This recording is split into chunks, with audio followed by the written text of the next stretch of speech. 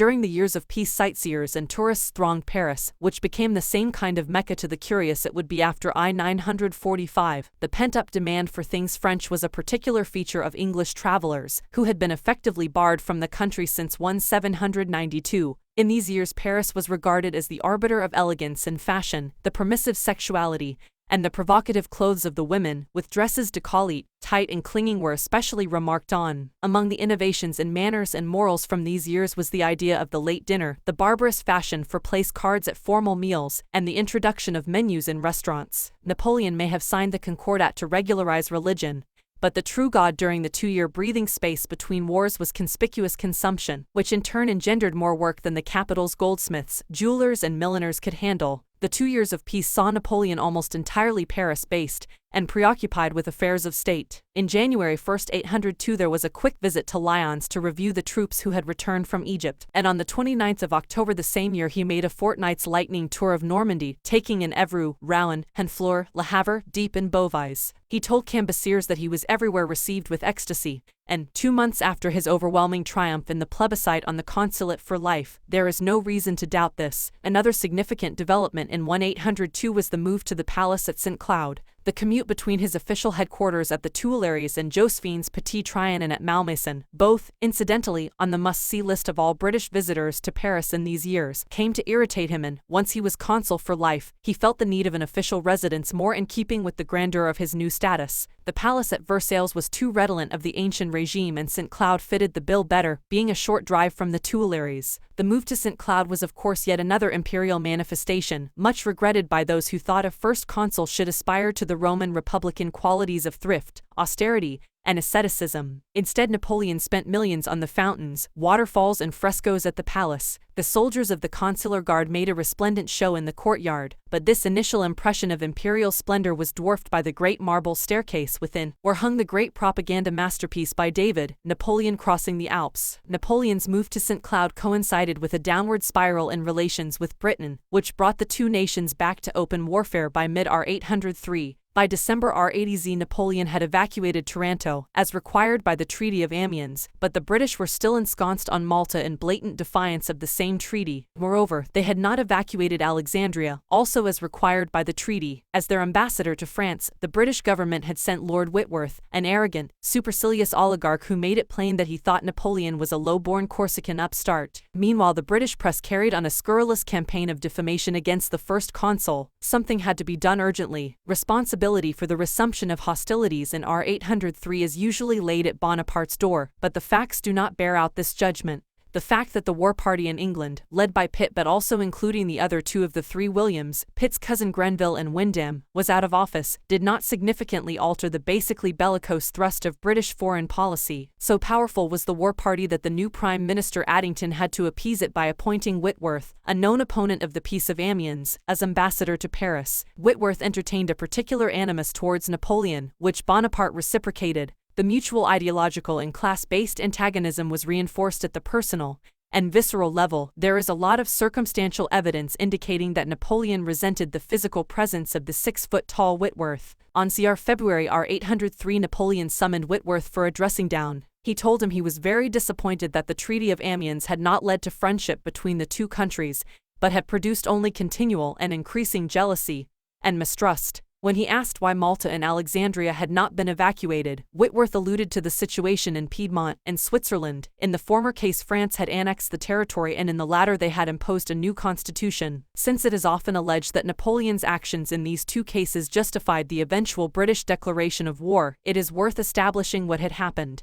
In Piedmont, Napoleon asked the exiled and ultra-Catholic King Charles Emmanuel to return to his throne so as to ensure stability in northern Italy. Charles Emmanuel refused, so Napoleon, not wishing to leave a dangerous gap between France and the Cisalpine Republic, annexed Piedmont, a move that was welcomed by the majority Republican Party of the Piedmontese. In R80, he also revised the Swiss constitution along federal lines and regulated relations between France and Switzerland by an act of mediation. Again, this angered the British who, as in Piedmont, were in league with the reactionary and aristocratic factions. Windham had even been sent with money to foment trouble among the aristocracy in Switzerland. To the oft-repeated assertion that these two actions constituted unbearable provocation, three counter-arguments seem appropriate. In the first place, Switzerland and Italy were within the Austrian sphere of influence, not the British. If Napoleon's actions there gave cause for concern, it was for the signatories of the Treaty of Luneville to react, not those of the Treaty of Amiens. Secondly, for precisely this reason the Treaty of Amiens contained no accords about Switzerland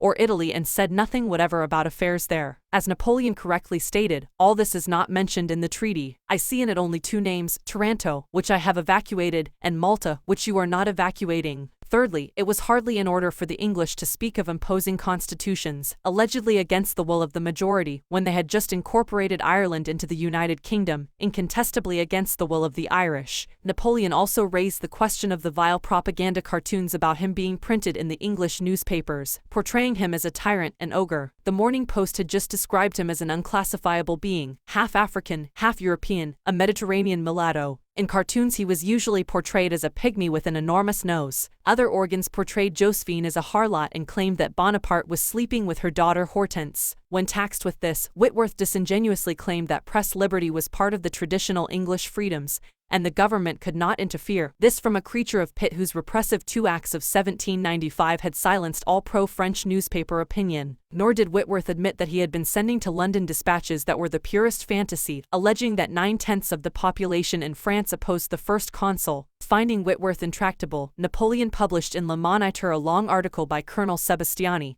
who had recently been on a mission to Turkey in the Near East, which warned that if Britain did not honor her treaty obligations, France might be forced to reconquer Egypt. This, an attempt by Napoleon to apply pressure on the recalcitrant English, was a bad mistake, for it allowed London to portray the first consul as a saber-rattler. By early R803 it was abundantly clear to any dispassionate observer that Britain intended to go to war again. In the speech from the throne in March R803 George III declared the nation to be on a war footing and falsely claimed that French invasion forces were fitting out in French and Dutch ports. Even Whitworth was forced to concede that this was nonsense. On the 13th of March, at a diplomatic reception at the Tuileries, Napoleon finally lost patience. He began to rant and rave at Whitworth about George III's speech from the throne and said it was now quite clear that England wanted another decade of war. He then turned to the ambassadors of Russia and Spain and said at the top of his voice, "England wants war, but if they're the first to draw the sword, I'll be the last to sheath it. They don't respect treaties." He then stormed angrily from the room. He was playing the British game for them. In March Grenville told his henchman the Marquess of Buckingham that Napoleon would have to go to war to avoid an unacceptable loss of face. The cynical Grenville then instructed Whitworth that when the next round of negotiations with Talleyrand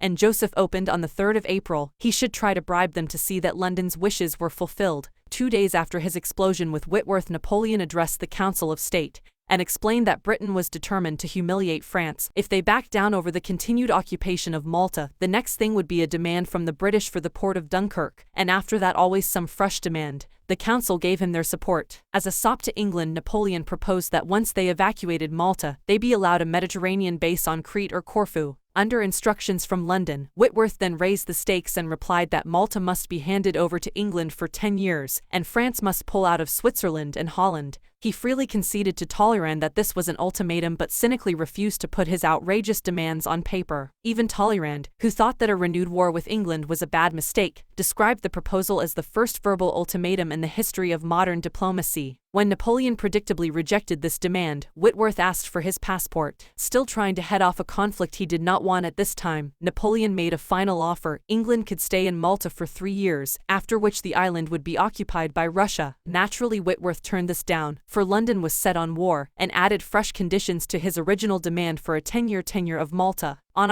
May, Napoleon wearily addressed another meeting of the Council of State in St. Cloud. The latest terms, he told them, were that Britain should occupy Malta for 10 years, and in addition possess the island of Lampedusa in perpetuity. France meanwhile was to withdraw from Holland within a month. Even the most purblind pacifists could now see that Napoleon was right. There would never be any end of new British terms and conditions. As he rightly said, if the first consul was cowardly enough to make such a patched-up peace with England, he would be disowned by the nation. The council enthusiastically voted to insist on the original terms of the Treaty of Amiens. Even so, Napoleon made an 11th-hour bid for peace. He told Whitworth that England could occupy Malta for 10 years if France could reoccupy Taranto. This would be a face-saver to cancel out the most difficult clauses in the Treaty of Amiens. Whitworth forwarded the proposal to Addington, who disingenuously turned it down on the grounds of Britain's obligations to the King of Naples. That monarch in fact was in no position to do any other than what England ordered him to do, so it was war. On 6 May 803 George III authorized letters of marque for the seizure of French shipping,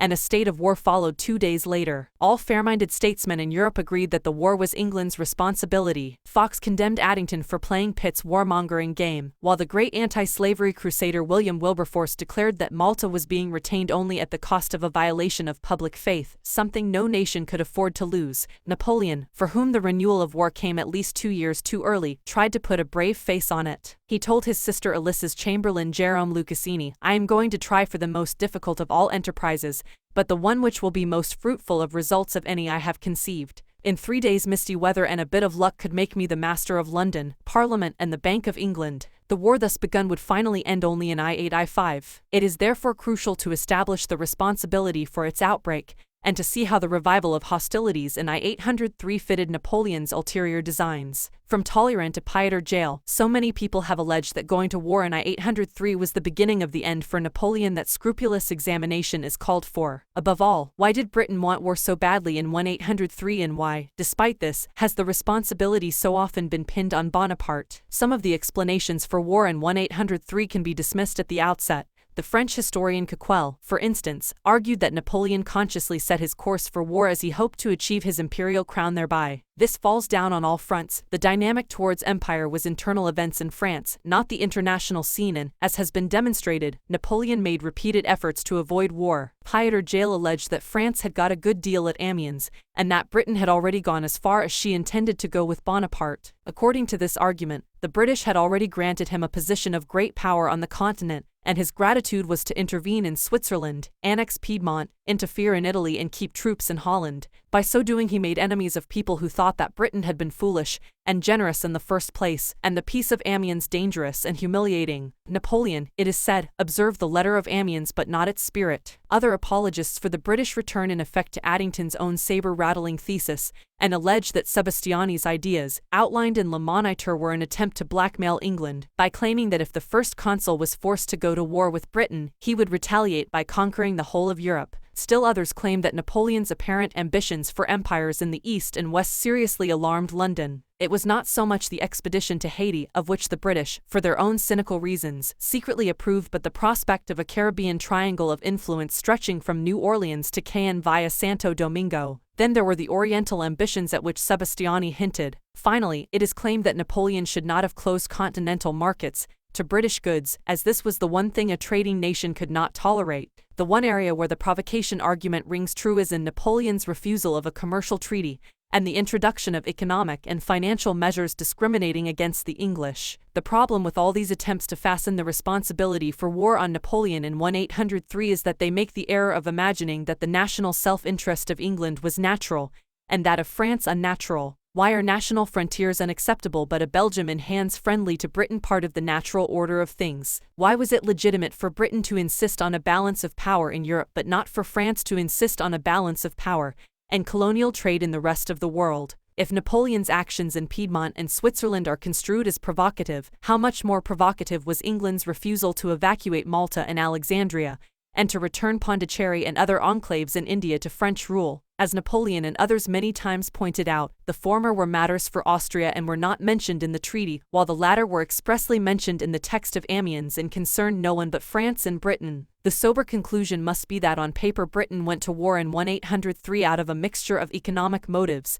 and national neurosis, an irrational anxiety about Napoleon's motives and intentions. The sale of Louisiana and the withdrawal from Haiti exposed the hollowness of the threat in the Western Hemisphere, while if Addington took the advice of his secret agents rather than the nonsense of Whitworth, he would have known that Admiral Denis de Creze, the French Navy minister, did his best to sabotage any expedition Bonaparte proposed fitting out against India, and was particularly negative about the consul's favorite project, a two-pronged assault on India and Egypt. On the other hand, if we judge by the long-term rather than the short-term circumstances of 1803, the British decision for war contains more rationality. Napoleon was certainly no pacifist, and his long-term plans clearly envisaged both further European expansion and a decisive settling of accounts with England. but for Napoleon in 1803, as for Hitler in 1939, the war came too soon. He had not yet built up his navy to the point where it had any prospect of challenging Britons. He had just 39 ships of the line and 35 frigates to throw against the massive power of the Royal Navy, whose numbers were 202 and 277 respectively, nor had he finished the task of domestic consolidation. From the point of view of ultimate British self-interest, as opposed to the pharisaical reasons actually advanced, Britain made the right choice, catching Napoleon before he was ready to fight in time and circumstances of his own choosing. The problem for London was that it was going to be a very long haul and she faced the prospect of going it alone in the foreseeable future. Napoleon's rightward drift in France meant there was no enthusiasm,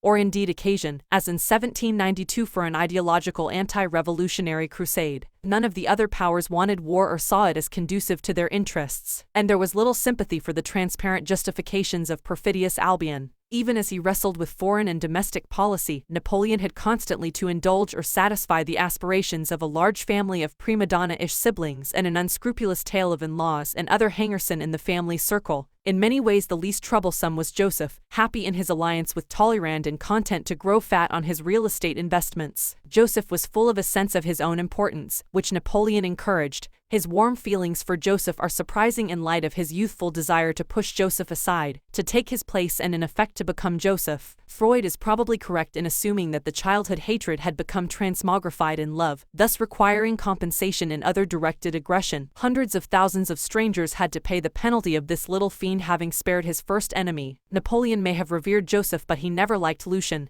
doubtless because of the younger brother's insane jealousy. A third-rate politician with a taste for intrigue, Lucien had been a dismal failure as the short-lived Minister of the Interior, and particularly angered Napoleon in R800 by publishing a pamphlet entitled Perletel entre César, Cromwell et Bonaparte, arguing for the establishment of the Bonapartes as an imperial dynasty, in effect letting the cat out of the bag. Nevertheless, when Napoleon sacked him at the end of R800, Letizia intervened to see that he got the lucrative post of French ambassador to Spain. In Madrid, Lucien became notorious for the massive bribes he took from the Spanish and Portuguese to further their interests. Growing bored, he returned to Paris at the end of R80R, simply throwing up his embassy on a whim, without permission from Napoleon or anyone else. Returning with an immense fortune and with a German mistress on his arm, Lucien set about buying up real estate in Paris and investing his ill-gotten gains in England and the USA. A familiar figure at his townhouse, the Hôtel de Brienne on the Rue Saint-Dominique, the short-sighted and small-headed Lucien was tall and swarthy, always a favorite among the Bonaparte women. He told all who would listen that Napoleon was an ingrate,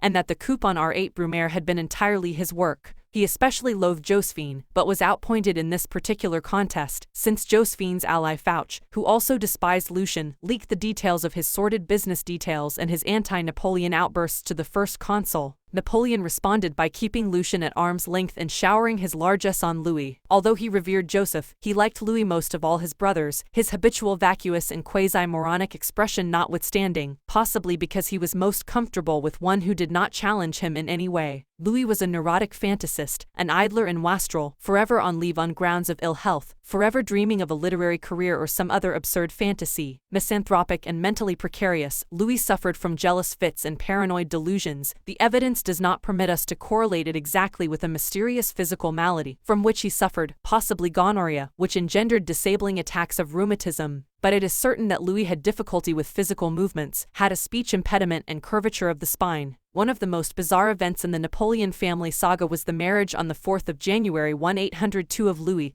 and Josephine's daughter Hortense. Cardinal Caprara, Archbishop of Milan and papal legate, officiated at the ceremony and also bestowed on Murat and Caroline the nuptial benediction they had forgotten 2 years before. It was with great difficulty that Napoleon had got Louis, a repressed homosexual, to the altar. When the first consul first suggested the match, Louis panicked and tried to bolt, but Napoleon insisted. Matters were not helped by Hortense's reluctance to WTD this lackluster Bonaparte scion. She wanted to marry Napoleon's faithful aide Christophe Duroc. Napoleon dealt with this in his usual ruthless way. He told Duroc he could marry Hortense provided he accepted an obscure command in Toulon and never came to court again. Duroc indignantly turned down this affront to his honor and so was forced to reject Hortense. Josephine, meanwhile, anxious that her hold on her husband was slipping, nagged Hortense to contract the dynastic marriage for her sake. The result was the farcical marriage in the Rue de la Victoire, where the contracting parties were a sullen Louis and a tear-stained Hortense who had spent the night weeping. Joseph and Lucien, abetted by their sister Elissa, fumed at this further victory for Josephine. but they would have been delighted by events on the honeymoon. Louis callously went through the entire list of Josephine's known lovers and warned his bride that if she emulated her mother in this regard just once, he would cast her off immediately. Barred by her husband from spending the night under the same roof as her mother, Hortense then became the butt of scandal when Lucien started a rumor, eagerly taken up by the British, that she had been Napoleon's lover. When she became pregnant, it was further whispered that the child was the first consul's. The canard may just possibly have contained some truth. One theory is that Napoleon, convinced that he and Josephine could never have children yet determined to unite the blood of the Beauharnais and the Bonapartes, fathered a child on Hortense, then married her off to Louis when she became pregnant.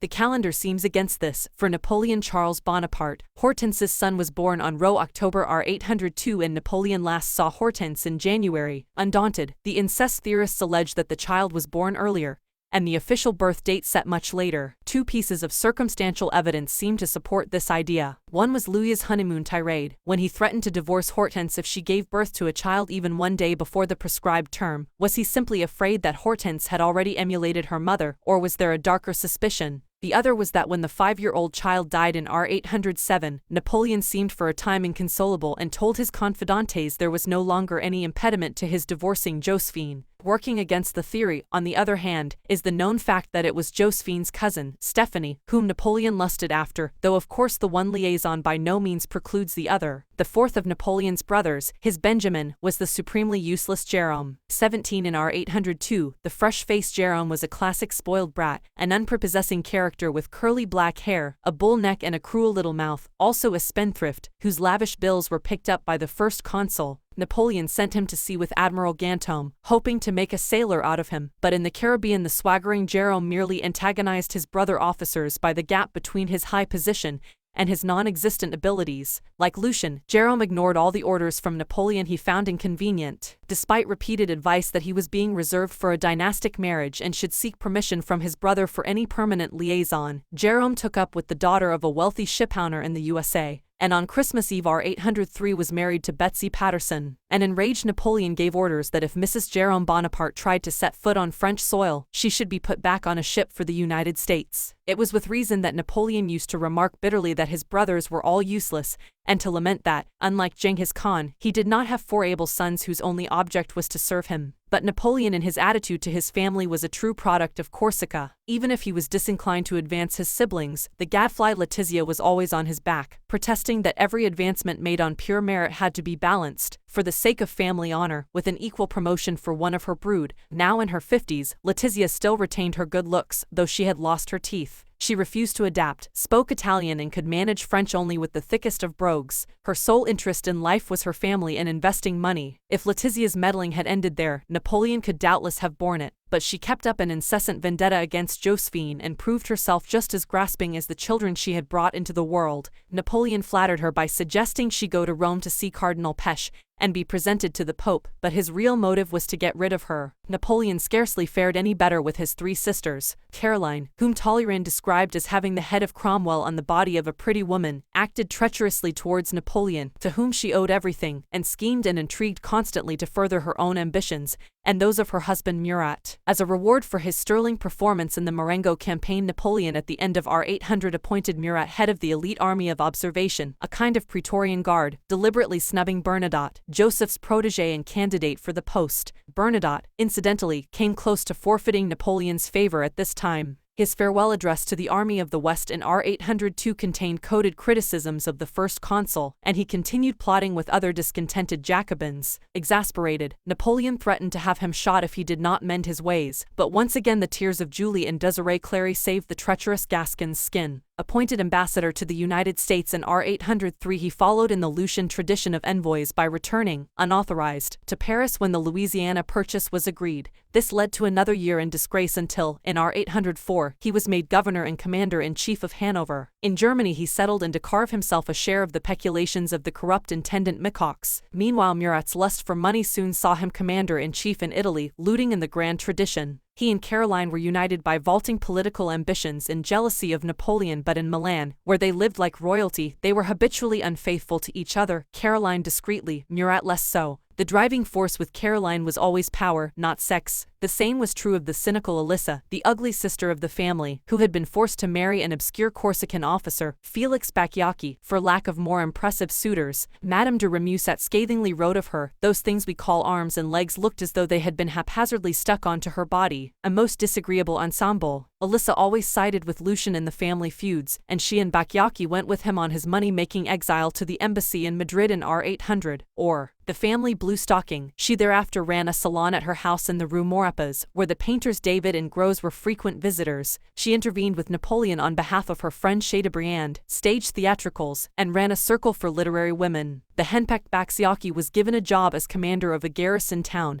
and effectively expelled from her life. Elissa and Caroline Bonaparte were classic examples of what C.G. Jung called power devils, but sexuality had its triumphant showpiece in the third sister, Pauline, a byword for nymphomania and lubriciousness. Incorrigibly frivolous, with a strong Italian accent, Pauline behaved in a vague and absent-minded way as if not in full possession of her faculties. She spent vast sums on clothes and fortune-tellers and was an embarrassment to Napoleon if she ever appeared at the Tuileries. She was not above sticking her tongue out defiantly at Josephine if the mood took her. In private she had a string of lovers and an unassuageable sexual appetite. As one of her studs remarked, she was the greatest tramp imaginable, and the most desirable. One of her early escapades was a 72-hour sexual marathon with the future Marshal MacDonald, for which she laid in a carefully prepared stock of food and drink. When her husband Leclerc was given command of the army sent to defeat Toussaint L'Ouverture in Haiti, Pauline was broken-hearted, for it meant saying farewell to her latest lover, Pierre Lafon, an actor at the Comédie Francaise, to celebrate her unwilling exile. Before she left she had an orgy, in which 5 different lovers shared her bed. On the voyage out to Haiti she made sure she was accompanied by 3 more, her first paramour Stanislas Freron, General Humbert the hero of the 98 in Ireland, and General Boyer, but these were not the only ones to share her bed in Santo Domingo. She sailed in December Rieti-R, showed courage in Haiti, and dabbled in voodoo. When Leclerc died of yellow fever she returned to France. For 400,000 francs she bought the Hôtel de Cherost in the Faubourg Saint-Honor, and was soon back to her promiscuous ways, embarrassing Napoleon at all points. Her career came to a brief halt when she had to seek a cure for gonorrhea. Then in R803 Napoleon made one of those bizarre decisions that so baffle historians. Despite the fact that Leclerc was a non-entity, Napoleon ordered a 10-day period of mourning for his brother-in-law. He later conceded that this had been a great public relations error and blamed it on Josephine's poor advice. The period of mourning was turned to farce by Pauline who, despite her brother's urging that appearances should be kept up, remarried in August R803, with the papal legate Caprara officiating. This time her husband was Prince Camillo Borghese, the richest man in Italy. Aged 28, diminutive, dapper and elegant, Borghese had embraced republican principles to save the family fortune, but showed where his heart lay by becoming the first man to appear in court dress at the Tuileries since the days of Louis XVI. Pauline, who always hated Josephine, rubbed her nose in her newfound wealth by visiting her at St. Cloud wearing the entire Borghese collection of diamonds, the most beautiful in Europe, on a green velvet dress. But her madcap career did not end there. Discovering that Camillo Borghese was hopeless in bed, she told Cardinal Fesch she would rather have stayed Leclerc's widow on 20,000 francs than marry Borghese, and was in fact yet another repressed homosexual. Pauline again cut loose on a life of sexual adventure. Her most notorious exploit was the visit to Florence in R804. Pleading ill health, she commissioned the artist Canova to paint her as a naked Venus. When someone later asked whether she had posed nude in Canova's studio, she replied, "Why not? There was a perfectly good fire in the studio." Scandalized by her behavior, Borghese put her under house arrest in his palace, but Pauline responded by smuggling in a further raft of lovers.